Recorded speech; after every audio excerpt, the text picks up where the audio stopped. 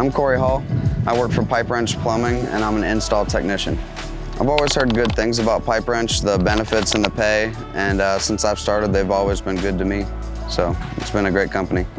I was a service plumber before I started here. I wanted to switch over to install, kind of have a more solid schedule, not be on call all the time, and get on a bigger scale of how to solve issues, you know, repiping things and getting a better understanding of plumbing. Honestly, I'd have to say I guess the thing I like the most is being able to help people in tough times. You spend your whole life trying to, you know, build a life for yourself and a home, and when things happen plumbing-wise, it can really cause damage to a lot of your things. My life outside of work is a lot of fun. I've got 2 young daughters and a fiance that I love very much. Spend a lot of time with them. Outside of that, I like to play basketball, try to stay in shape that way, and play a few video games here and there. And that's about it.